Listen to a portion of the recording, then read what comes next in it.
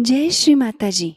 आज के सामूहिक ध्यान सत्र में उपस्थित सभी सहजी भाई बहनों का हार्दिक स्वागत है।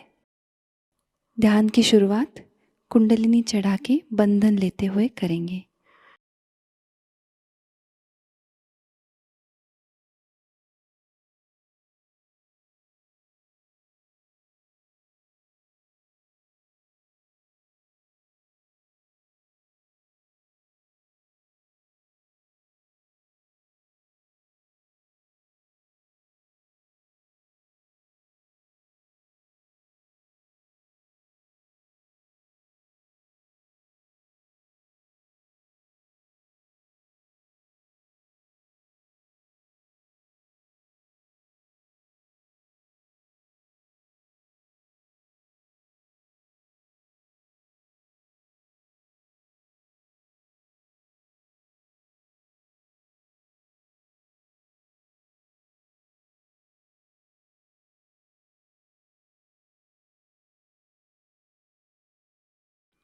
तीन महामंत्र और श्री गणेश मंत्र।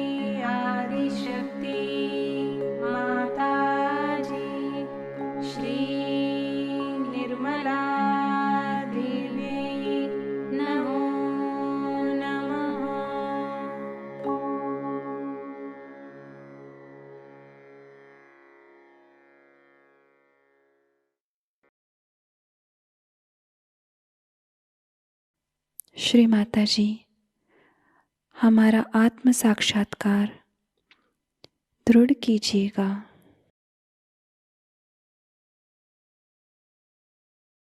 पूरा चित्त हमारे सहस्त्रार में ही रखेंगे।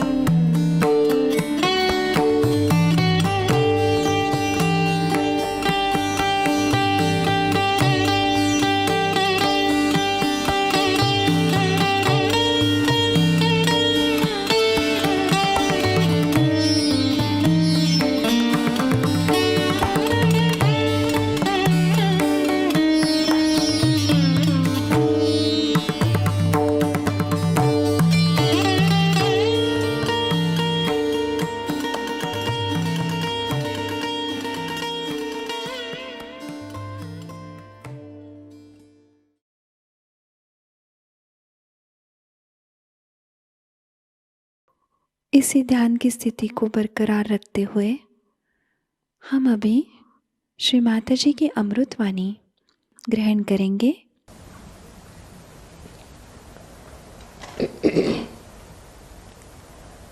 Today we are celebrating a great event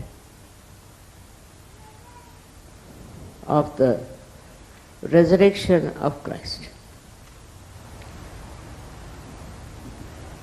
On the same pattern is your resurrection. That you have risen to the new life of divine love.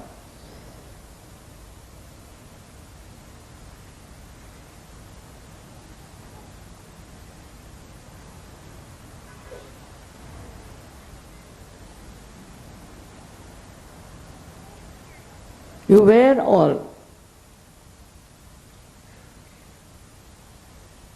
in the knowledge that there's something higher has to happen. That you are to be born again. But nobody knew how it works. The subtle side of your being was never told to you. The saints only talked as to how you should behave. They only said how you should try to keep a very pure life, sincere life. But they didn't tell you how it will work out. Of course, people knew in India about it. Very few of them, very, very few of them. But now it's a worldwide knowledge through you people.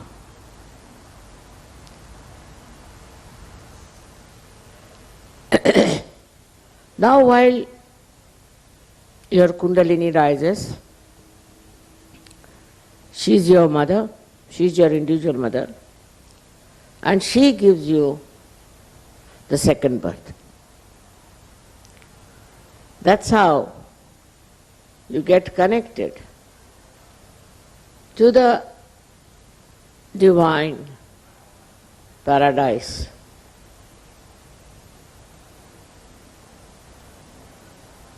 All this, if it is told without realization, has no meaning. But people are given great ideas about it, and also were promised that one day your resurrection will come. It is the greatest happening for you. Is the greatest event of your life. And one must consider it's very fortunate that you have been able to achieve it. All this because you desired for it. In many of your lives, you have been desiring for the heavenly paradise. People have been going round in the hills and dales, seeking, doing all kinds of things. That's already done by you. You don't have to give up anything. No need to give up anything. This wrong idea, I should say it untimely idea. This is the time when you have to get your Sahaja resurrection, spontaneous resurrection. You don't have to do anything about it. It's just so simple as that. Has worked out so well. I was really very much overjoyed to see that so many people, especially Muslims, about whom I have been so much worried, that how can you save these people? They are so much lost in the mess of wrong thinking. One has to understand that this Quran was written 40 years after the death of Muhammad.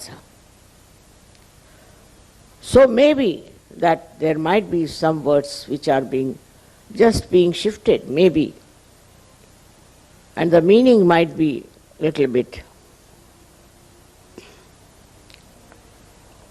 ambiguous. Also, there was another book called Sunnah came out about the same time and was managed by a person who was not such a great soul, I should say, because he was not a realized soul. I can't understand. How can you religiously understand a poetry, and in the poetry, whatever is written, how can you interpret it correctly? This is the reason why I am a poet also. I could have written a poetry about it, but I said no. Poetry can be twisted, and also people can misuse it. That's the problem with the poetry is. In India we had the same problem. For example, Cabella wrote such beautiful poetry, and the way they interpreted was so nonsensical and so much different from the spirit of Kabira's songs. About everything, they can twist the words according to their own need. I found out if I wrote poetry about divinity. This is exactly what has happened. In all the religions I've seen, when it comes to poetry, people can twist it. Also, like in Bible, it was so much accepted that Paul is the one who is going to organize the publication about Christ. And he didn't want to write also about resurrection. He didn't want to write about the Immaculate Conception. All these things were in his mind, and so Thomas had to run away to India, and John refused to write anything. Because all such people take charge. They become in charge.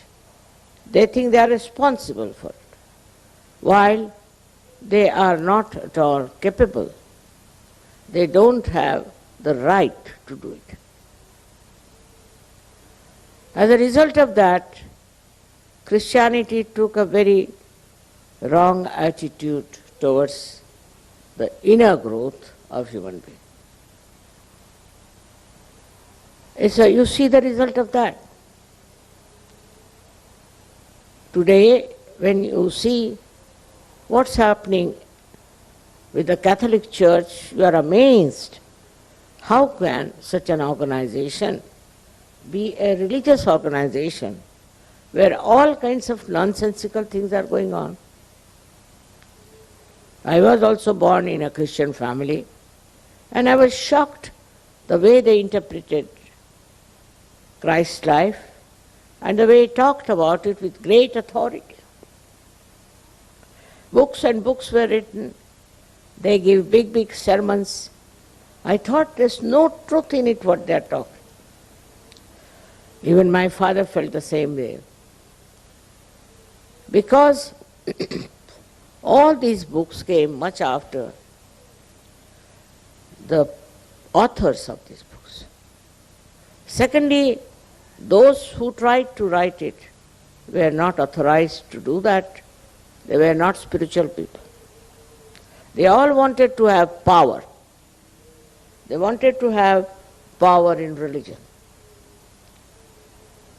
The power in religion is inside, and that should be awakened. I must say, thanks to the Sufis of this country and other countries, that people still think that there is something beyond all these words and talks and books. This is something, such a blessing that we have, that in every country we had someone who talked about reality, about the truth. Though they were condemned, they were tortured, and so many of them were killed. This is happening even today. I find that people don't want to listen to reality, to the truth. But I was so happy yesterday, really overjoyed, to see that even the people who were Muslims, who were Islamic, have now coming together, understanding that they have a higher life than these rituals of every day. All these ritualistic life that they have led, the way they have worked so hard. They did 40 days starvation, doing for Hajj, doing all kinds of things. But there was no unity among themselves. Even among themselves there was no unity. And some places I was surprised that they were killing each other. How can that be? Because these so-called practices did not make them collective. They were not collective.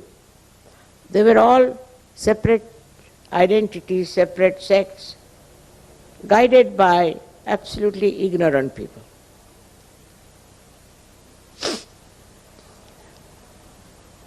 So, we have to really celebrate the unity of these people, the collective nature of these people who were lost to the truth. They had no idea as to what truth is. But still, a seeker can never find consolation with whatever exists. He's seeking. He's seeking and seeking till he finds the truth. But also there are many seekers who lose their way. In seeking they get lost. It's very difficult to convince them that you have lost your way. But they should see from their own lives. They should see from their own attainment. What have they achieved? Have they got any experience? To be convinced of what you have got, you must try to verify it. You can verify on people.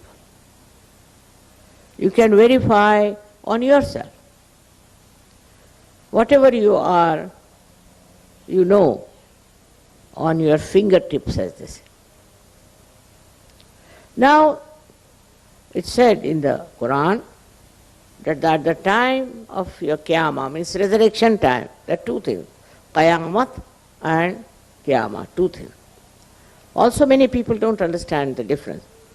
One is when the resurrection time comes, and the another is when your destruction comes.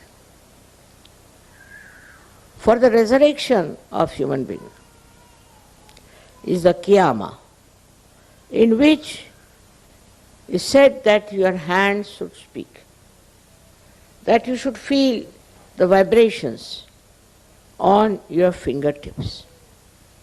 I would say those who are really Muslims, who are surrendered, and those who have been selected to be higher people belonging to the God's realm, must have hands that can speak. Otherwise, they are not Muslims. I would not call them Muslims. They may be human beings, but not Muslims. So it's compulsory that for every Muslim, he thinks he is a Muslim, he should have vibrations in his hand. He should feel the vibrations. His hands must speak at the time of resurrection, which is the Qiyamah. Qiyamah, not Qayamat. These two words are confused in the minds of the people. So those people who can verify about their achievements themselves through their vibrations on their hands, and also about others through their fingertips, are the Muslims, according to Quran. But nobody has told them this. They don't know. To them it's all right if you go to Mecca and come back from there, you become a Haji, finished. There's another question one should ask. which is very important, that why Muhammad Sahib was so much against stone worshipping. Clearly, why did he ask people to go round that black square stone? What was the purpose of that? Why was that stone so important? If you ask this question to any so-called Muslim, he'll say that was the order. But you can ask the question, after all, why? That's also just a stone. So why did Muhammad Sahib ask that you should go around that stone? So many statues were there made of stone. And people started worshipping all kinds of statues, as they do in India also. But this stone was a Swambhu, and is mentioned in the Indian scriptures that there is Makkeshwar Shiva. We have Shivas everywhere in India. There are 12 Jyotirlingas. Now if I tell you, you need not believe me, but you can go and verify on your vibrations if it is a Shiva or not. Same with this black stone.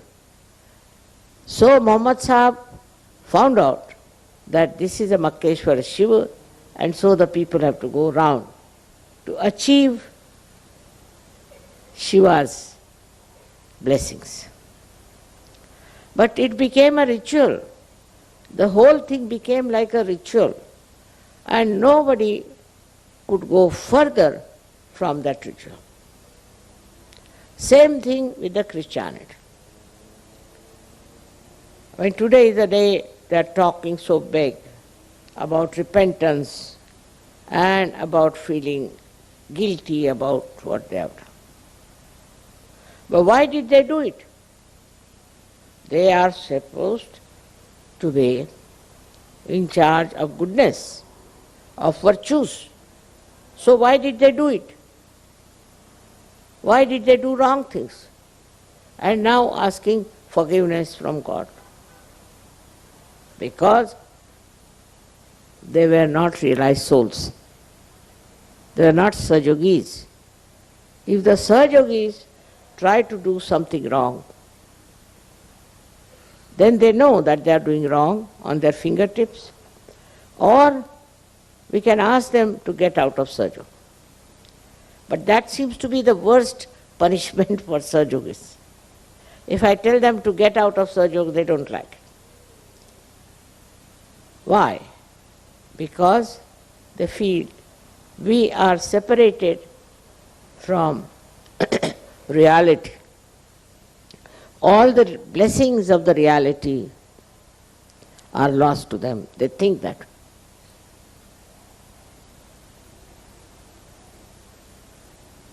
The punishment is nothing, because we just ask you get out of Sahajayoga. To look at it's nothing. But Sahajayoga is complete freedom. Sahajayoga is complete blessing. Sahajayoga is complete peace and joy. Surprisingly, if you read Quran, you'll be amazed that Muhammad Sahib wanted to bring peace. But it's not so. I met one man from Kashmir. He said that where is the peace? They are all fighting, we want peace. But surprisingly he said, in India we find there's peace. But this Kashmir is a mad place where everybody is all the time challenged and everything attacked under the name of Islam itself. So I said, it's not Islam. Islam means surrender. And he said, if you surrender, they'll kill you. We have no protection. It's very surprising, very, very surprising how Now the Muslims themselves are realizing that this cannot be divine life. This cannot be divine life. Because in divine life, people are just the same with each other. You see, we had Sufis all over the world. I've read them. I've read the Sufis of Turkey and also other places. Even in India we had Sufis, though they don't call themselves Sufis so much. Sufi means, I don't know, whatever you may think it, but according to Indian understanding, Sufi means saf, and saf means clean, means pure. Those who are pure people are Sufis. In the purity, they see nothing but divine grace, divine love, divine peace. They talked of peace only. They could not talk of war. Anybody who talks of war cannot be a person who has got any right to do that. War is absolutely like madness. Even animals won't fight like that. We are even worse than animals when we think of war and killing each other. This should not be done, and it has to be stopped completely. Nobody has right to kill anybody unless and until he is attacked. So, what we hear about our resurrection is this, that we are above so many things. We have lost all those destructive qualities. As in Sanskrit they call it, we have 6 enemies. Kama, Krodha, Mada, Matsara, Dobha, Moha.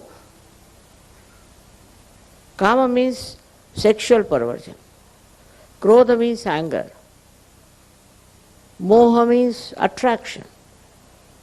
Mada means the pride.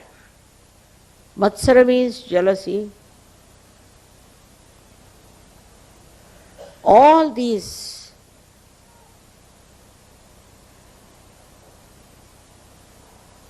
six things, sixth one is the greed. All these 6 things that we had in our mind, out of our ignorance, out of our upbringing, out of our reading, whatever it is, whatever we had developed, we were having, just drops out. When the Kundalini rises and you become one with the divine, then you are on sound grounds. You realize that you have found the truth, and you no more can enjoy all these destructive habits. They just drop out. So you go into a new realm of divine construction within. This is the real resurrection of human being.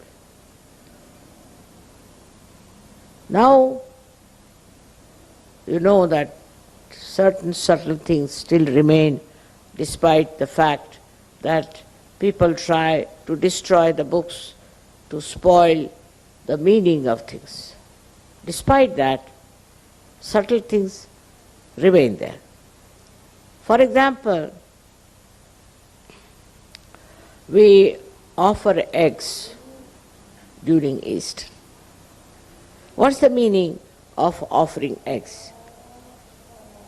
Why should we offer an egg? First of all, we offer egg because the egg can go into a transformation.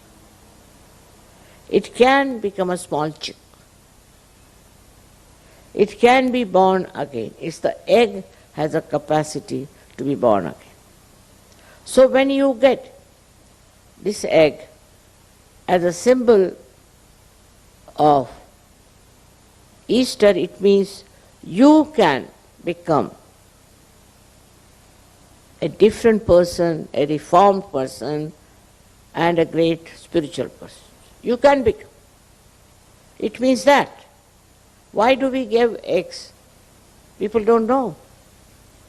I asked so many people. I asked even some priests who think they are great authorities of Christianity. They didn't know why they give eggs. Secondly, if you read the story about the birth of Sri Ganesh, and then you proceed on, you'll be surprised it's written down that it was called as Brahman, means the egg of the Brahma. That came into existence, and half of it became the Mahavishnu, means the Christ, and half of it remained as Sri Ganesh. And then it is said that then when Mahavishnu came out, he started crying for his father. Just think of it. He was asking for his father. Now if you see Christ, he always uses these two fingers. No other incarnation has used these two fingers. This means, you know, this is the Vishuddhi and this is the Nabi. That means he's talking of his father who was Nabi king. Who is that? You know that very well, it's the Vishnu. And his incarnation as Sri Krishna. So what he's indicating is this, that they are my father. How clearly he does that? Why not have some other mudras, other style of holding the fingers? But he holds always these two fingers. Meaning, my father, the one who was Vishnu and who was Sri Krishna. And then in the lives of Sri Krishna, they say Mahavishnu will be your son. All these things are not put together, as I am telling you, separately. But if you have proper understanding, you can understand the connection between the two. That Christ was the son of Sri Vishnu and Sri Krishna. And that was blessed, that you will be the support of the whole universe. The support, the Adhar of the whole universe. He said it clearly. It is said so. That you will be supporting the whole universe. Now the one half is Sri Ganesh, who is the support in a way. It supports the Kundalini. It looks after the Kundalini. It looks after the chastity of the mother. And the another one which is expressed is Jesus Christ, who is the support of the whole universe. So naturally, it has to be the moral basis, as he is a part and parcel of Sri Ganesha. It's the moral basis of human being. On the moral basis only will be supported. Not all other nonsense that they have, but a moral basis, and which is missing in the lives of Christianity. Everything is allowed. Very surprising. You can do whatever you like, as long as you don't take a divorce. In the Catholic Church. And also in the other church, which we can call non-Catholic churches, there are many. Even if you are married, you can do whatever you like. Even the Vatican, I was told, has all these problems. How can that be? If you are the people who think you are baptized, I mean, there's a big celebration of baptism by these priests. Then where is the Sahasrara? And where is the Kundalini? And how do you have your second birth? There's no second birth. Just some priest puts his hand on your head. Actually, it makes a problem for realized souls to put hand of the priests who are not realized souls. And that creates a problem for children. I've seen many children, they start crying loudly when they are being blessed by these priests. Because they are realized souls and the priests are not. It's very interesting. But they say, after all, you see, it's the priests that are bad, but not Christ. But how are they related to each other? Christ stood for morality. And about him also, in these modern times, they are saying all kinds of filthy things. They cannot understand a character which is moral. To this extent, we have gone. Morality is out of question. You do whatever you like, as long as you go to church and confess, you are all right. These are the absurdities of modern religions. Every religion has problems. And the worst I feel when you have the support of the world as your leader. How can you allow people to have such an immoral life? Immorality, how can you tolerate when you follow the example of Christ? Out of question. He is the embodiment of morality. He is Sri Ganesh. And how can you allow people to come to churches, to the temples, and allow them to have immoral life? What is the atonement for such people? The basis of Christ's life, the whole being of Christ, is morality. To establish purity.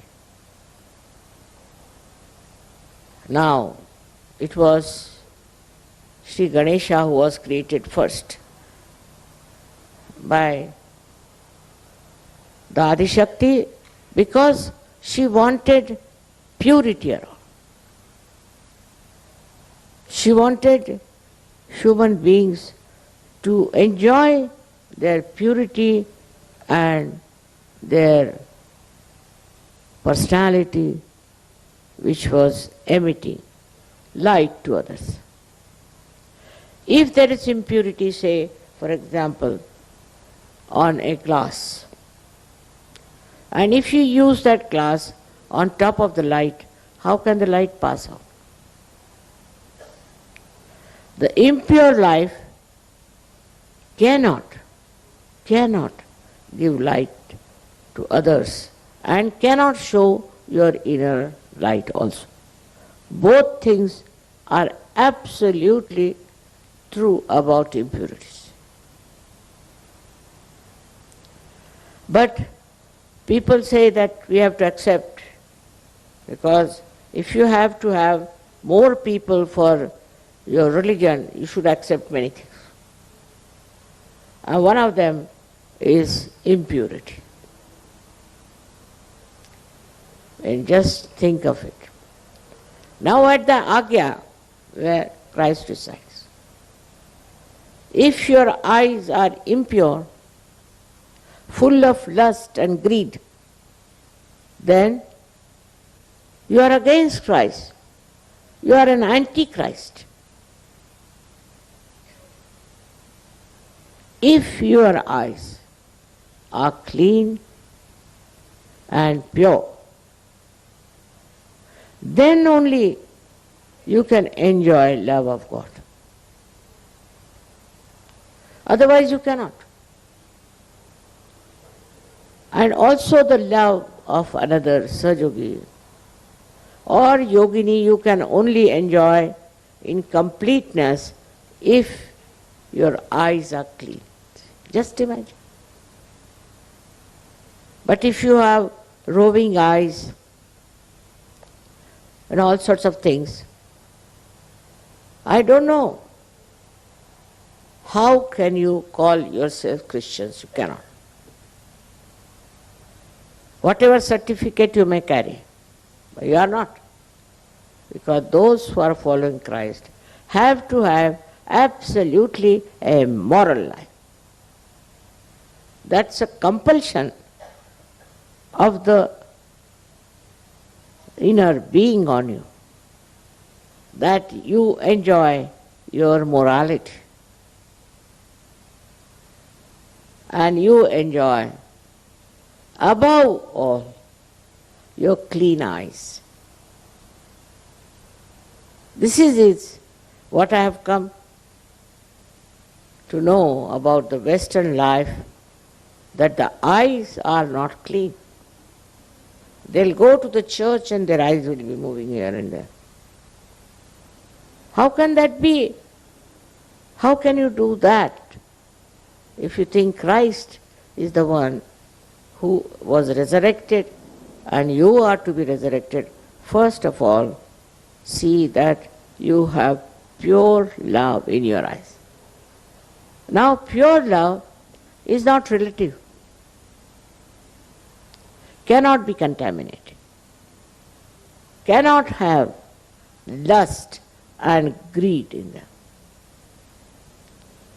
These two things have to drop out from your mind completely. These are the days of people having greed, lots of greed there.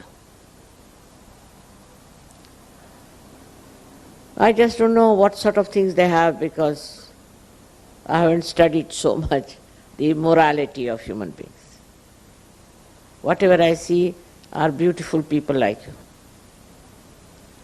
But when I try to understand the so-called Western culture, I am surprised that even if they want to make a life of someone, like the life of Shakespeare I saw, who was, according to me, was avadhuta, means a person who has gone beyond all human destructive habits. Avadhut is a very high quality yogi. And they show him as a stupid man running after a woman. They cannot conceive of human beings who could be morally perfect, who will have moral sense. They cannot conceive. Because those who do this kind of thing are not realized so. They are not Sahajogis. So the conception about morality doesn't come into their head. They think as we are, like that the others are.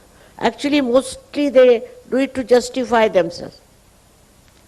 So ugly and so horrifying is the depiction of the character of such great people who talk such great things, shows that human beings are really degraded in their value system. They cannot conceive of somebody who is an ideal personality. They think by saying so, they are talking of something beyond reality. They don't know reality. Yesterday's Sufi thing, I was very impressed when they said about the 4 stages that you have. And out of that, the hakikat means the reality. You have to get into the reality. Reality is what? Is not a perception.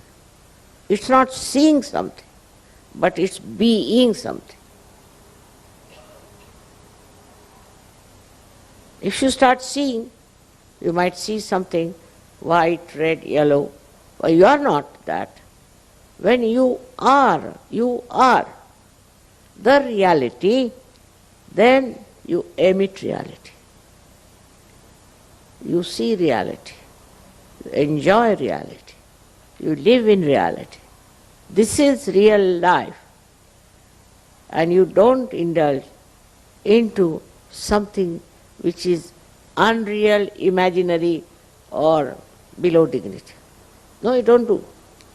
You are the reality. It's the hakikat.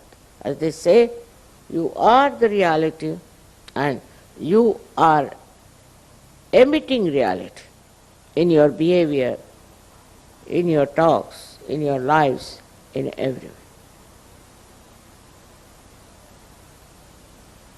All this brings forth the greatest force of spirituality.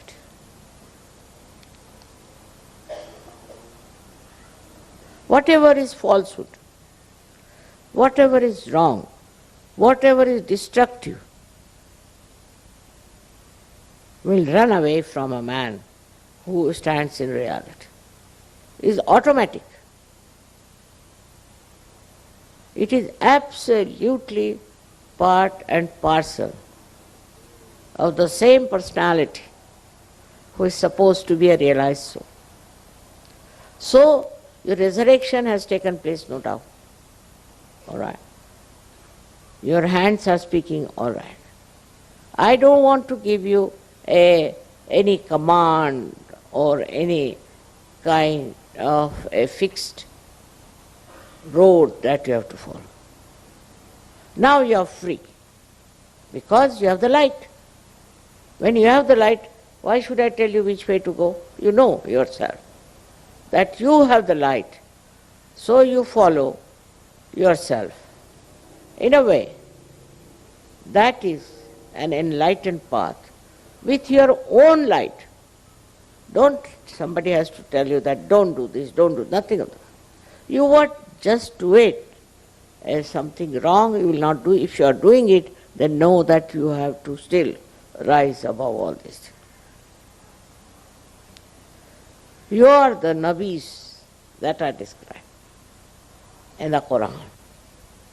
You are the ones who are going to resurrect the whole. You are the ones who are going to help the downtrodden people into the filth of immorality. Your lives should show. Look at these few of these people who were Sufis, who were very clean people. How have they been able to channelize the other people into a better life? That is what you are. You have to channelize their lives. That's your job. Don't think about what is happening, how the people are stupid, immoral. Forget it. What you have to know, what you are. You have to be aware of yourself and of your responsibility as being the purest of pure. As my name indicates, you are my children. And that indicates the children of Nirmal. Means purity.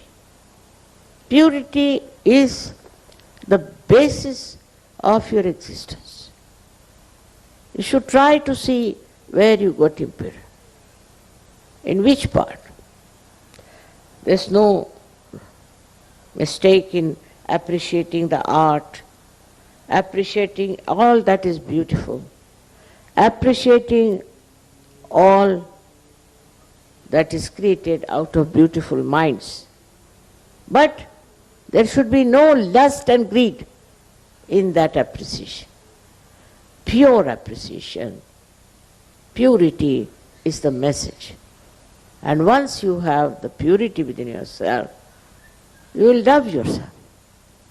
As I love you, you will love you also.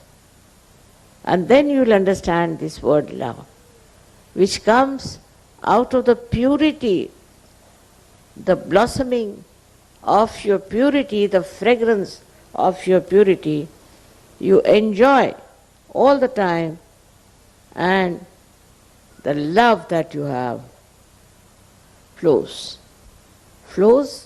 towards all those who are to be loved, who have to be looked after. Don't worry about the people who are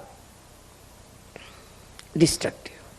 And that's the only word I can use, because there are so many things one can say about. Let them be destructive because they are destroying themselves. Why should we worry about them? They think they are destroying others, but they are not. They are destroying themselves, so forget about it. Just forget you think yourself to be responsible for the construction of the whole world. It's not only few people. You are very intelligent, knowledgeable, and understanding. You are not like the disciples of Christ who were not educated, who didn't understand so much, and who did get realization, but were not of your level. Whatever they could do reached to a point where this kind of a mess of a Christianity has come. But you can't create that kind. You will create a new, vibrant religion which is global. I was very happy to see that now we have people from all over the world. It's a global movement all over. It has nothing to do with the limited ideas of so-called religions. They have ruined every religion. Islam is ruined, Christianity ruined, and Hinduism ruined, and Buddhism the worst. In Buddhism you give up everything. All your belongings, all your properties, give to the Guru. Imagine. And the Guru is so greedy, horrible fellow. How can he give resurrection? Himself is a greedy fellow, misleading others, just taking away everything.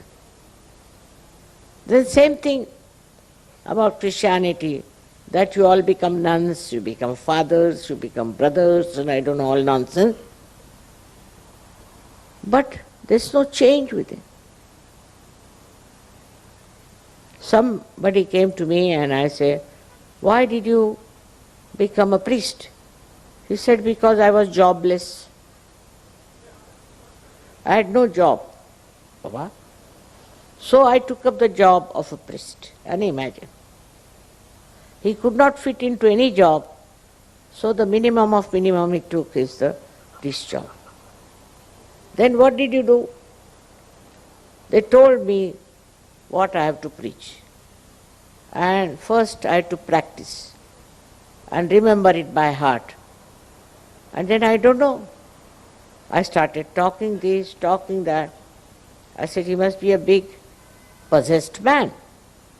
He had no mind of his own. He didn't know what he was talking. He would take out one sentence from Bible and go on talking, boring everybody. And I was surprised that within 15 minutes, people wanted to get out of the church. As soon as the sermon was over, they would run out and breathe. Thank God. Is that what religion gives you? Is that what should happen to you? No, it's not that. What happens to you that you enjoy yourself, you enjoy the collectivity, you enjoy the goodness, the morality, the whole thing is like the nectar of life. So, that changes the whole picture. The ritualism is so much.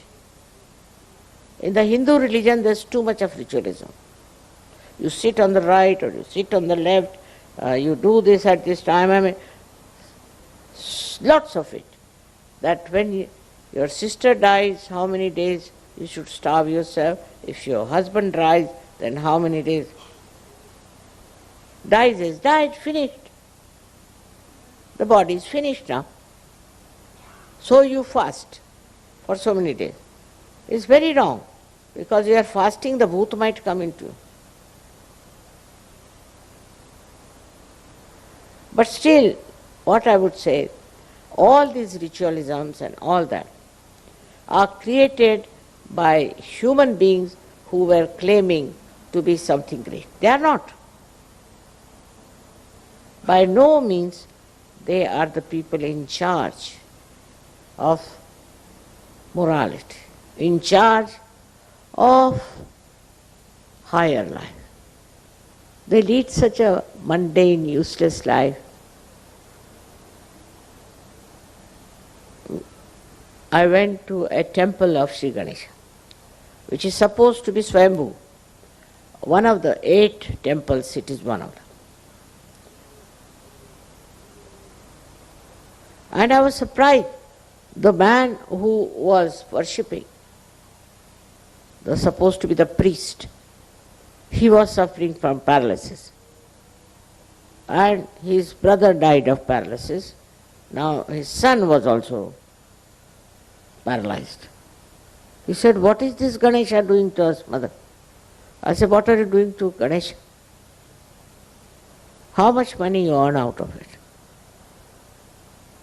He said, "Quite a lot." And then what do you do with this money? Do you do anything for the society? Do you try to improve their lives? Have you any attention on the society? Or you are just looking after yourself? As a result, he's got paralysis. His brother got paralysis, his son got paralysis. And he was blaming Ganesha for that. He said, "Is it a real Ganesha?" "Yes, it is. But you are not. You don't deserve." I told him off on his way. He said, "All right, you may say whatever you like, but you cure me." I said, "First promise that whatever money you get out of this temple, you will spend it for the betterment of people." But how can they? They are not realized. Such a lot of priests I see walking about with all these funny dresses and what? These are like dead bodies walking around with all kinds of bad vibrations. So I can't understand. And the other people are very simple. They say, "Oh my goodness, see now he's a priest, so they must respect." But they don't see it. They do not ascertain what is the spiritual value of that person who calls himself as the priest. That is your job. You don't have to fight with them. You don't have to denounce them. You don't have to describe them. No need. But understand that you are different. You have the right. You are the authority. And so, with that authority and confidence, you have to go about and save people. You are realized souls. You got your resurrection. You are yogis, I agree. But what is your job? Why? Why this has happened?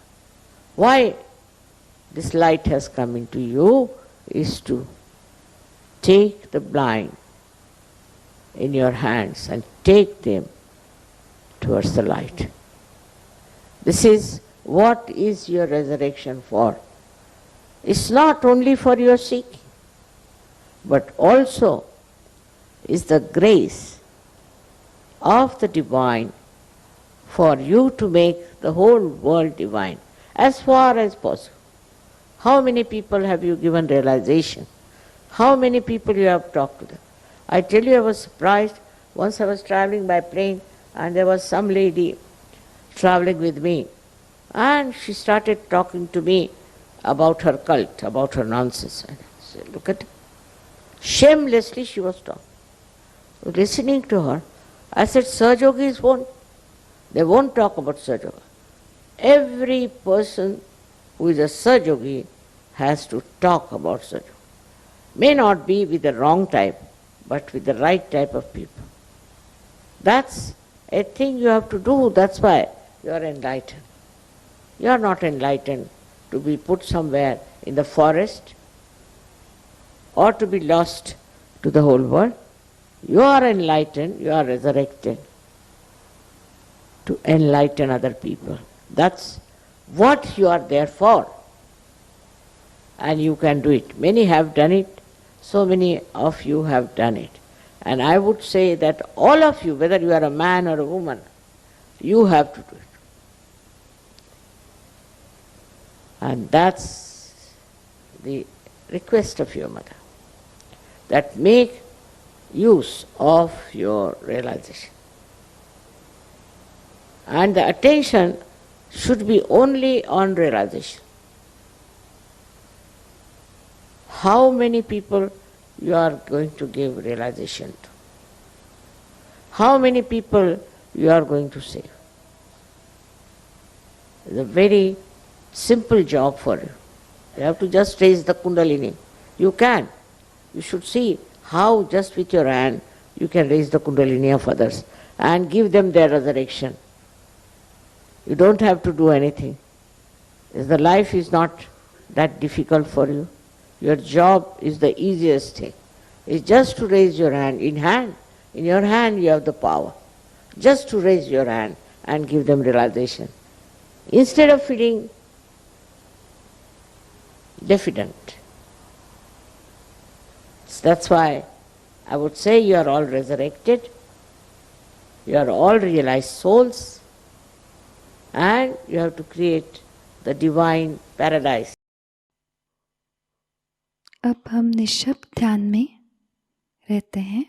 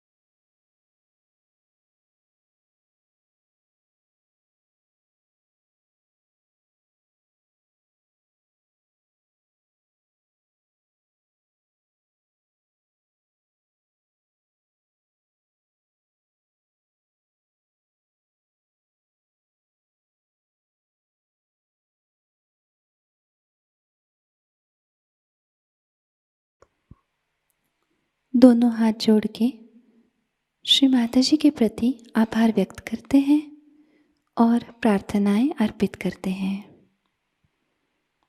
परम पूज्य श्री माताजी, आज का सामूहिक ध्यान हम आपके श्री चरणों में समर्पित करते हैं।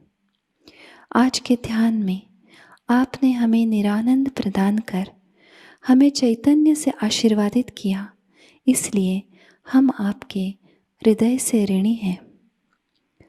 संपूर्ण विश्व में विश्व निर्मल धर्म प्रस्थापित करने हेतु कृपा कर हमें सहयोग प्रचार प्रसार का शुद्ध एवं प्रभावी माध्यम बनाइएगा माँ। हमारी सभी प्रार्थनाओं का स्वीकार कर हमें आशीर्वादित करने की कृपा करना माँ। जय श्री माताजी। सामूहिक बंधन लेते हैं।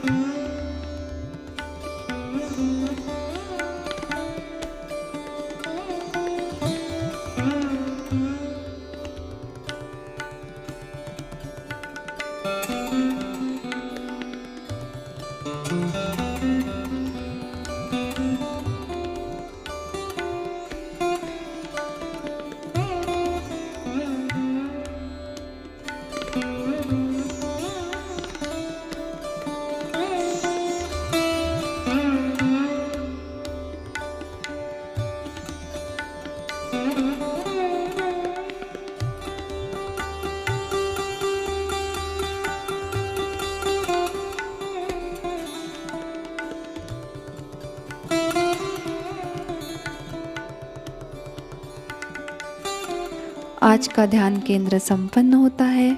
जय श्री माताजी।